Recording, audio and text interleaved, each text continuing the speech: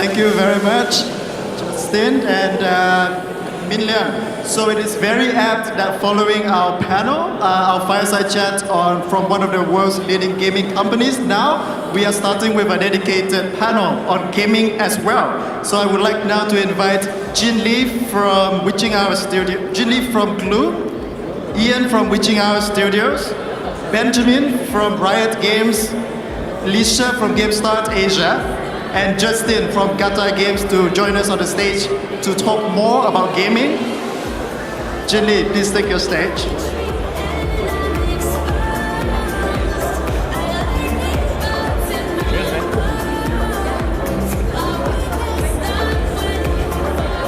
Anywhere. Yeah. Oh Lord, it's early. What's up? Now is a bad time to go to the washroom and take a tinkle. Yeah. Oh. Hi everyone. So my name is Jin Lee. I used to be a tech journalist. Multitask, right? Top. I was a tech journalist with the Straits Times for almost 15 years. When I left, I was the tech editor. 2 years ago, I left to start my own public relations agency.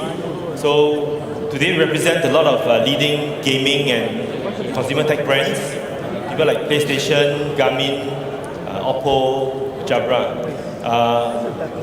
I've known all these guys, some in their earlier lives, some in their still current lives. We're not that old, Jin. I'm older. Let me just pull up. Sorry, yeah. So let me tell you a bit more about each of our panelists. Benjamin Pommeraud, I met him when he was at Ubisoft, Singapore. Today he's the GM for Riot Games for Singapore and Malaysia. Riot Games, of course, is the company behind League of Legends, which is the leading game in the world. They have 100 million monthly players. That's amazing. Quite a lot, yeah. When I met Benjamin, he was at Ubisoft and he was one of the guys behind Ghost Recon Phantoms, one of the very few made in Singapore games that came out from an overseas studio, came to Singapore, and I'm very proud that I was a journalist then. I managed to try the game. Then we have Ian. Hello. Ian Gregory Tan with his trademark artist cap. As long as you don't make any Uber jokes, I'm fine. I actually met Ian when he was launching a game called Raven Mark. I was still my old job, and I was amazed that a local studio could come up with such a great quality game. Of course, Witching Hour Studios today is one of the few still standing, still going strong local game studios, homegrown out of Singapore. The other big game they've done really well is Masquerada, and they've won many awards. And I know Ian is proudest of the fantastic peer reviews he gets on Steam, 95% positive peer reviews for Masquerada. Justin, the man behind one very successful local game and one upcoming highly anticipated game. I hope so, yeah. King, and the one that's coming up soon is Stifled. Yeah. Because Justin is the CEO and co-founder of Gattai Games. Gattai, as the Japanese anime fans know, is when the robots come together and magic happens, right? Yeah. Okay, so we don't really have much time. Never introduce Elicia. Oh, I'm sorry. I kind of went that way. Yeah. Elicia will kill me, right? We'll talk about this after this. Yeah, never mind, we'll do it for her. Yeah. Elicia is the co-founder of, is the founder of Gamestart. Gamestart is the largest video games convention in Singapore, and among the largest in Southeast Asia. She has done this for 4 years now, so this is the 4th year of Gamestart. She has another job, which is a digital marketing agency called Zombeats, like zombie and bits, right? Digital marketing. So smart. We need to have fun, you know. Yeah. I've known Elicia for also a very long time. she's very young, I'm old, but I know her a very long time. She used to work in EA marketing, and she used to ask me to review games. So, without further ado, let me just throw out the questions and maybe we will take turn to answer, and then we have a discussion, right? So maybe the first question really is, how big is gaming in Singapore right now? Benjamin, maybe? Yeah, so we can talk about Singapore, we can talk about Southeast Asia, but I think first about Singapore, there are a lot of misconceptions about the fact that people don't play, but actually more than 50% of all the Singaporeans play a game every month. So it's a decent market. But if you look at Southeast Asia in general, Southeast Asia is actually the fastest growing market when it comes to gaming in the world. And it doesn't mean it's the biggest. The biggest is Asia as a whole, but it includes China, Korea, for instance. But Southeast Asia is growing very fast. So in terms of number of people who play, it's actually a very huge chunk of the population. Okay, that's good news for PR. It's the fastest growing business. Yeah? I definitely think that it's a rather exciting time. I also think that there's a lot of interesting things coming out of Singapore. The number of companies in Singapore has fluctuated for a long time, but I think what we're seeing is that it's a lot of quality stuff coming out right now.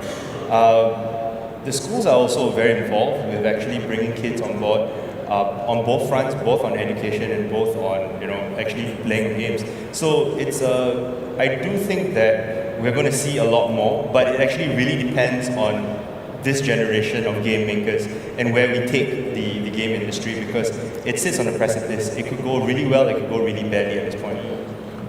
But is Singapore a big enough market to sustain, let's say, you making games? No, right? honestly speaking, any game studio in Singapore that targets just Singapore is not going to do well. I mean, one of the perks of being Singaporean is that we are very much, we sit in the middle between two cultures, the East and the West, and we can definitely address both cultures in very interesting ways, right? So I would definitely say that whatever we do for the globe will do well for Singapore anyway, but to target Singapore just for Singapore's sake is not enough. Okay. Elicia, I know you kind of jumped into the deep end when you started Gamestart, and I've been there with you from the beginning. Although I missed the first year, I was quite sad, but every other year I was there. Okay, how has it been now, from 4 years ago to now? How is the gaming scene changing? I think it's very interesting, and like Ian says, it's a very exciting time now for the Singapore games industry and in Southeast Asia in general. Because like when I was in EA, I saw things more not from a developer point of view, but rather from a marketing consumer point of view. And something that's really struck me when I was in EA is we have a very large, passionate population of gamers. Because gaming is more a lifestyle than just a simple hobby that you do on the side. It's like how you go home and you watch TV. Nowadays it's mobile gaming, people play games on the bus. And over the years, and over the last 4 years especially, we've seen people not just consume, say, games from overseas, but now we have, our own homegrown studios, like people like Ian, people like Justin, who are producing world-class quality games for not just Singapore, but the region. And I think, as more and more people get and understand gaming, I think there's a lot of potential here. Okay. But during Gamestart, and I know you had a few, you had support, right, from the local studios setting up booths. How did the local community react to these games when they were at your show? Actually fantastic. So from a community point of view, to be honest, without support from the local industry, Gamestart probably wouldn't be here today. When we did it for the first time, it was quite a YOLO, let's just do this moment. Because taking on a large convention with pretty much no event experience is a very big risk. And it was very interesting to see people literally come up to you on the street and say, oh my God, thank you for doing this, because we've always wanted, a place for gaming, a place to try the latest games, a place to see gaming. And something that we do, and I feel very strongly about, is also supporting the local talent. So we make sure that we work with a lot of the local studios to showcase the games that are here. And a lot of the feedback that we get is, oh, wow, like I didn't realize that we make games in Singapore and these games are really, really good. That's actually my favorite comment. People come up to our games and go like, "Made in Singapore, really, man?" Yeah. I get that a lot too. It's like when they come Really, by, man? it's like, it's a Singapore game. It's like, yeah. You shouldn't be ashamed anymore. Yeah, but it's good, right? Because you're seeing a lot of positive response now. It's not like, ew, made in Singapore can't be good. It's really like, this is really good and I'm so happy that this is made in Singapore. So in that sense, you see mindsets changing. Because I personally, like 5 or 10 years ago, it would have been, ew, it's made in Singapore, maybe it's not so good. But these days, the response is very, very different. Yeah, I get what you do and why it was when you started. It was so interesting. It's a bit like Razer, right? What is it? By gamers for gamers. By gamers for Right? gamers. Yeah, for gamers, Has by Milang gamers. left the room? Milang has left the room. Yeah, Milang not here already. I met Milang a long time ago. He was much younger. No, I think the way we want to go with the game industry is that we want to stop seeing that surprise. We don't want people to go like, huh, this is made in Singapore? I want them to, walk up to the game and go like, I know you guys are made in Singapore and I'm damn proud of what you do. So that change in perception will definitely add to exactly what we're trying to create. We're trying to create an atmosphere and an ecosystem that you can do creative things in comfort in that sense. Yeah, Justin? So you want to talk about market-wise, I mean, we are very small indie studio, like there's 5 of us, so we don't have the resources to do like market research at that level.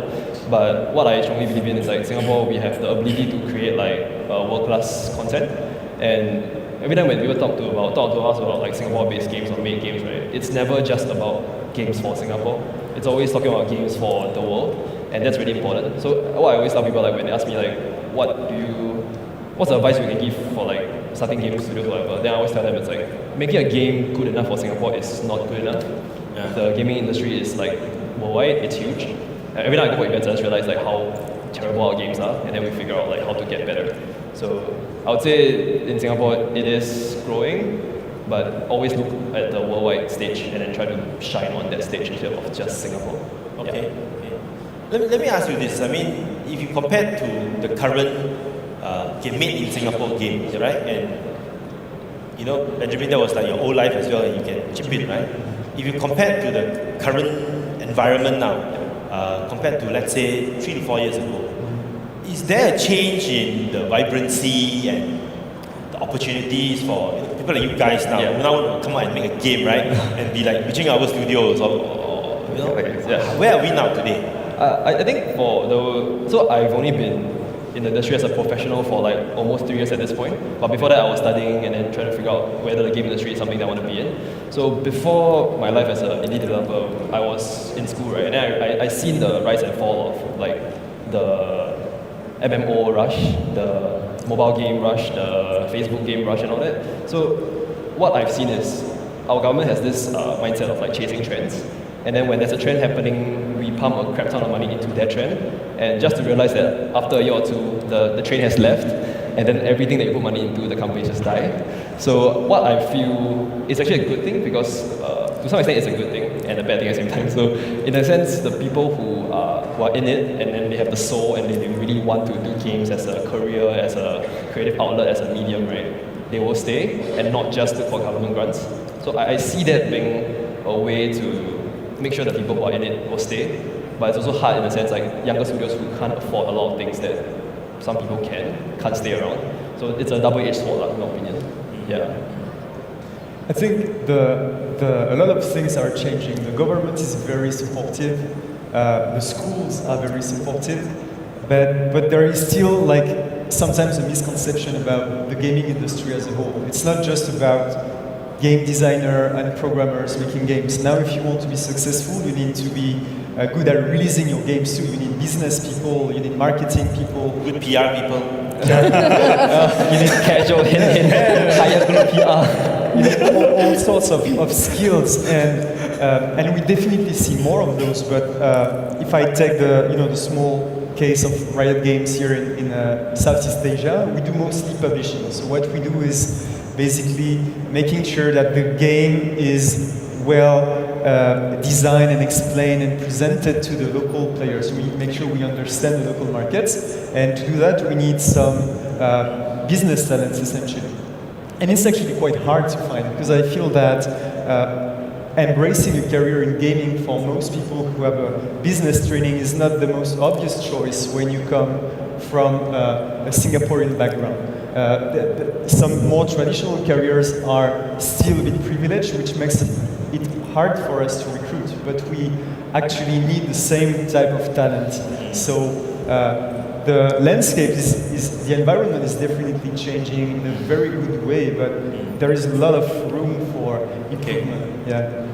No, I think on the matter of recruitment, I do feel as though a lot of companies here, international or not, tend to think that they want, a student that has come out and has everything they need. And I feel like that's not fair. That's neither fair nor is that very useful, because at the end of the day, I think it's on us and our generation to groom future game developers. I mean, as much as I agree with that point of like trying to groom people, if you're a startup or like a small studio, you don't have that. I would say, at least for us, we don't have the resources to have somebody come in and train them for 6 months to a year. It's just not in our books, right? It's not in our... but I mean, if not us, then who? It's like no one else is going to do it for us.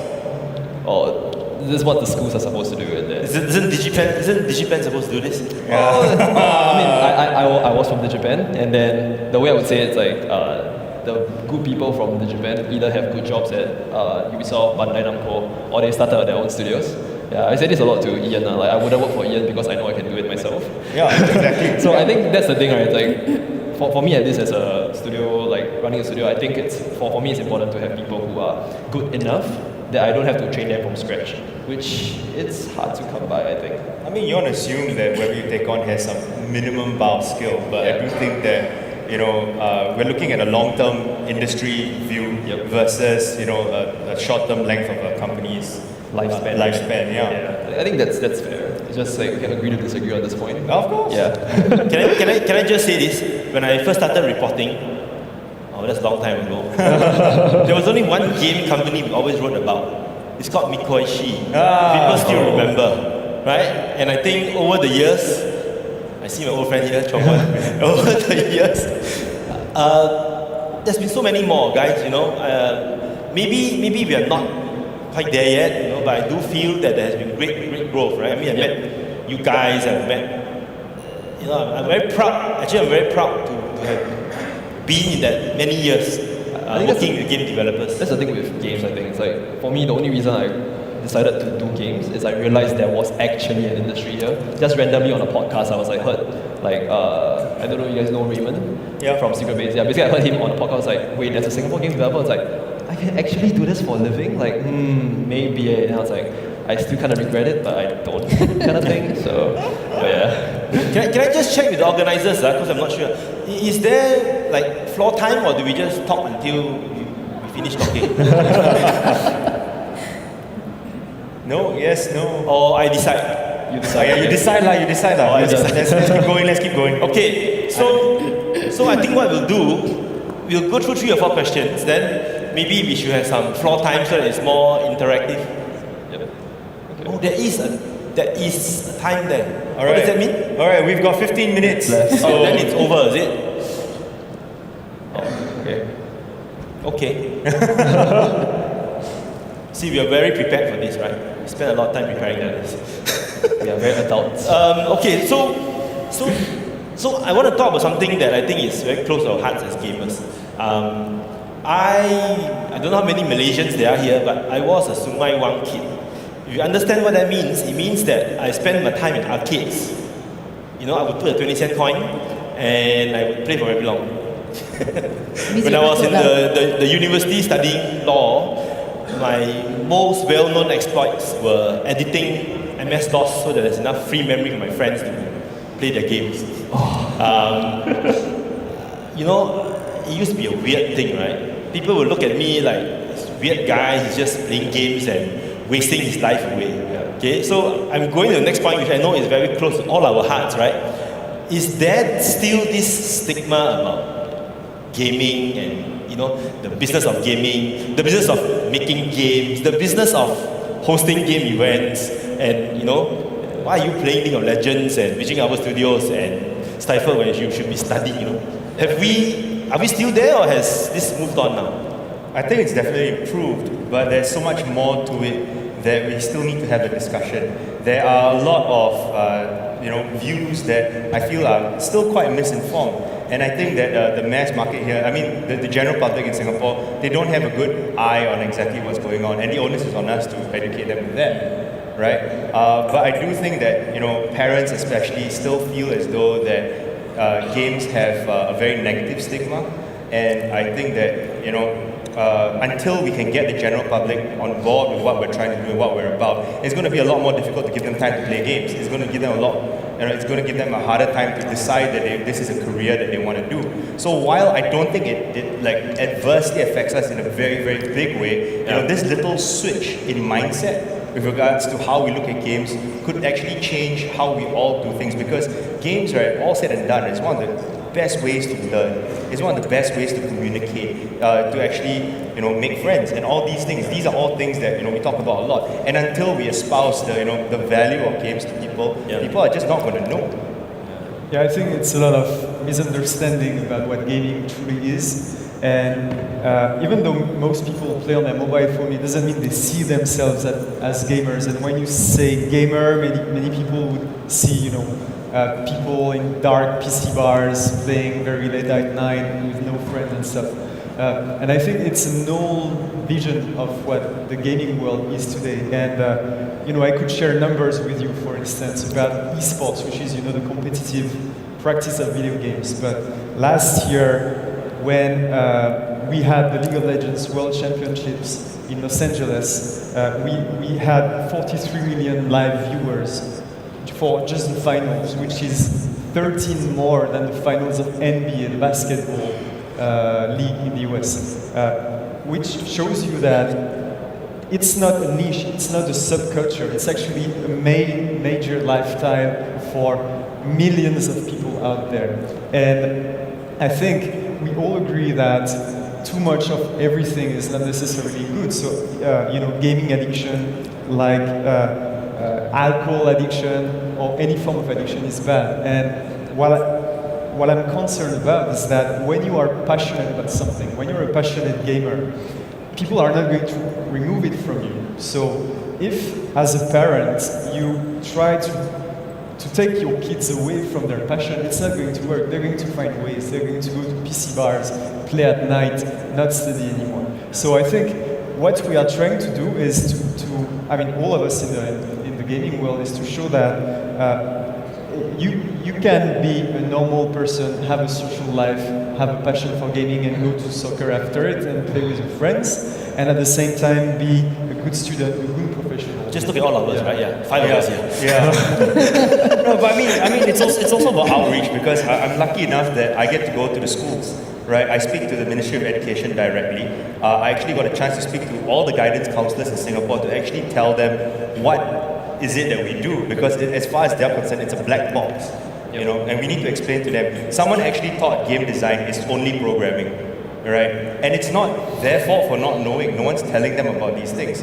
So sometimes it's actually doing outreach. It's about going out there and actually telling them. And I love it because the guidance counselors, I'm very proud, I'm very happy to say that the guidance counselors at the MOE, they're very keen on giving this creative options to kids, and they're teaching them how to get there as well. They're telling them what courses are good, what are the options, what are the fallback plans, because these are things that we needed to think about when we were in school. Well, less so for him, because he went specifically to a gaming school. I went because I wanted to make games. Yeah. It's a choice. Yeah. But I think that his skill set, if he wanted to fall back on something, he can. So there are a lot of additional layers that that needs to be discussed. But gaming as a culture. So when you speak to these schools, right? Yes. And government agencies, in education, what does the mindset feel like these days? They're quite supportive, actually. I'm not saying this to pander to anyone in the crowd. You will be the last person to do that. Yeah, I'm the last person to do that. Trust me. I'm behaving, guys. I'm really behaving today. But all said and done, they are actually very supportive. But the most important thing is that they need to be able to toe the line, to be able to show, the general public that they're being responsible, but at the same time, encouraging and guiding kids towards a creative career. So I know that they're taking actual actions, but they cannot just shoot from the gun, shoot from the hip. They need to make sure that it's a slow process. Anything that we talk about right now on this panel, I do not see movement until for the next 5, 10 years. We're looking at the long con, so to speak. So I definitely think that the government agencies, even down to the Ministry of Education, is interested in something like this. They do see a future here, but it's about us being patient enough to take that journey with them. Okay, Elicia? Yeah, because I think, to be honest, the gaming industry as a whole, excuse me, has changed a lot, and it's still changing. It changes so fast, and it's very diverse, a lot more diverse than people realize. Because a lot of people look at a career in gaming, which is, oh, you play games all day, or you are a programmer, or you make Angry Birds, or you make Angry Birds. All my friends. But there's a lot more beyond that. I mean, for me, myself, I have a psychology degree. I did marketing and corporate branding in property for years. And then I went to EA. So a lot of, you see a lot of people, gaming, and now there's esports, there's marketing, there's sales, there's PR, there's, of course, the development side of things. There's so much happening around the world of esports and gaming now that a career in gaming has really become a very, very viable thing. And I think a lot of people still don't realize that and don't understand that. So to me, I still see a bit of a so-called stigma or a stereotype where they think the gamer is, or a gaming profession is not something still quite viable. But to be honest, it actually is. And the gaming industry is huge. And like Benjamin mentioned, even esports and viewership. Esports is now becoming what traditional sports is from a viewer point of view, from a sponsorship point of view. Teams are getting sponsored by big brands. Viewership numbers are in the millions. Like you were saying, right? League of Legends has doubled the number of viewership that NBA got. Not double, but yeah, it's bigger. Yeah, Yes. it's bigger than NBA, which is crazy. But people don't realize that because people still think gaming is something you do in your parents' basement. But that has changed a lot. It's changed so much. I remember we had this conversation. A rich guy came up and go like, "Hey, I want to own an esports team." I don't know what am I supposed to do with that? I want to own an esports team. So indentured slaves. I don't know what you're looking for. It's crazy. It's crazy. Yeah. The amount of opportunity right now in both games and esports is quite great if you know how to latch onto it. For sure. And I mean, I won't tell you that an esports career as a professional gamer is something that's easy, but it's actually happened to some people. I mean, for us, in my company, we actually manage a pro player for Street Fighter, which is, if you're old enough, hanging out in the arcades, you know what Street Fighter is. And this guy, literally, sponsored by Razer, plays games for a living, wins tournaments, travels the world like any other professional athlete, endorses products for brands. So it's still a bit of a Wild West now in terms of the esports space, but once again, there's a lot of potential there. Big media companies, traditional media companies like Warner TV, ESPN, all these guys now cover esports.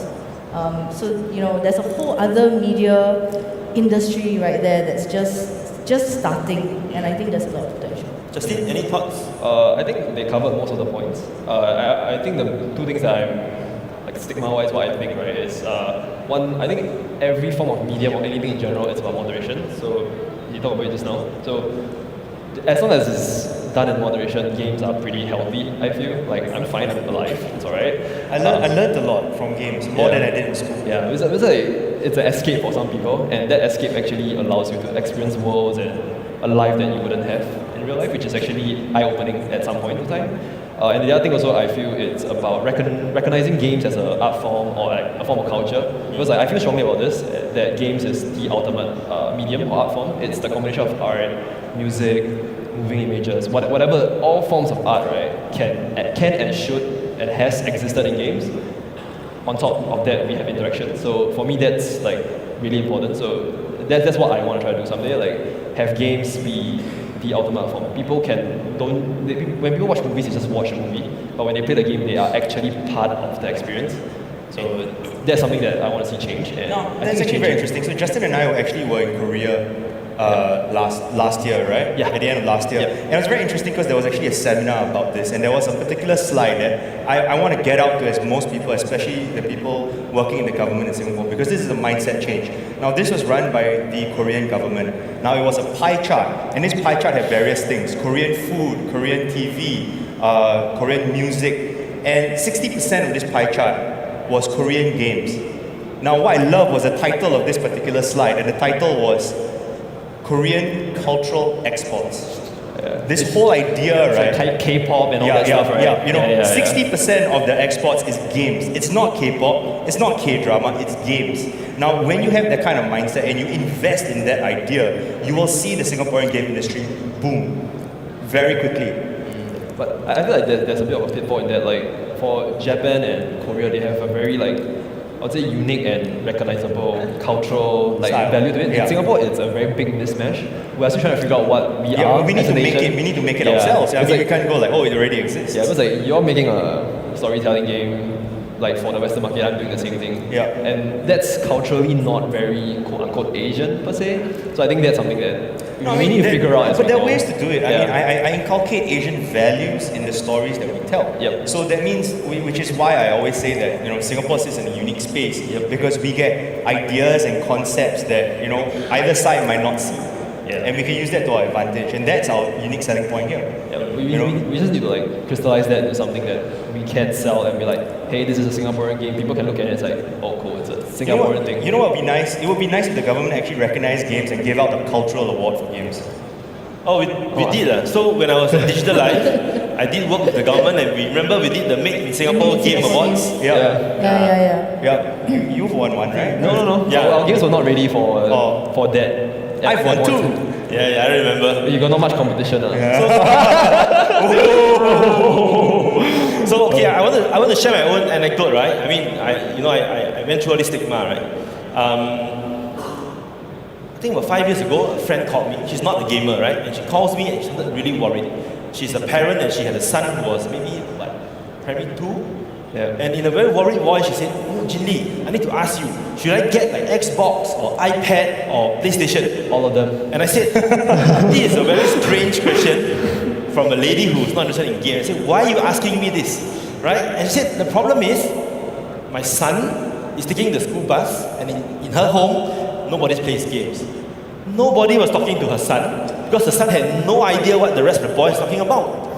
Right? So I think to me that was the epiphany for me, where I realized that gaming as an activity has really gone beyond my days, right? The weird guy who's going to Sungai Wang Plaza, to if you don't play a game today and you're a boy and you're 15, you're a hipster. There is something wrong with you, okay? If your boyfriend doesn't play a game and he's like 16, something is wrong with him. So I think it's not everybody, right? But it has become mainstream. Yep. And I think that's why you see those things that all of you said, right? It is something that as parents you actually cannot ignore, right? It's how do you deal with this? At one time I guess it was television, right? And one time I don't know what, football, right? Now, New medium always gets the stick in the heart. It's like they don't understand it. It's like, yeah, this is bad. Yeah, this is bad. This is bad. So games is at that point right now. Okay. Yeah. Okay. Yeah, Elicia. Oh no, I was just gonna say I think it's interesting, but I do see that changing because as it becomes more mainstream, and also as our generation, who are pretty much a lot of gamers, become parents ourselves. Like for Gamestart, we're starting to see, especially on Sundays, a lot of families come in with kids, and you see parents playing games together with their kids, and to me that's great. So yeah. So Benjamin, any Well, last words? I'm a parent myself.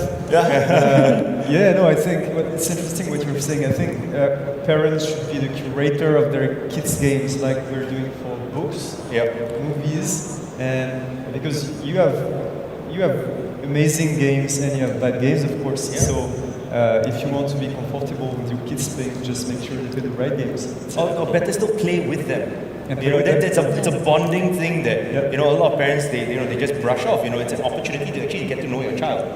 How your child plays defines his character as well. Okay, guys, I think time is kind of up, Time's but up. maybe we can throw it open to the floor if there are any questions. They can't kick us out here. There's a question over there. There's a question. Yes. Yes? No, I think You you just- just head over here. Is there a mic? Yes. Was there a question? Yeah, I think somebody put up their hand in that corner over there. Oh, Gentlemen. please. Yeah. Oh yeah. I think there is a Just stand up. There's one. Just stand up and yell a question of whoever. I am. Same. Yeah. The question was, what are your thoughts about VR, is it? Are you doing anything in VR? So I think our studio will be the first studio in Singapore that launches a PSVR game. So what specifically are you interested with VR? Yeah. Right. Yeah. I think, okay, so when it comes to content versus like the tech pushing up, right, I feel gamers is a very unique bunch of people. I think gamers are the ones that latch onto new technologies the quickest, which is why VR is something that has been targeted towards games.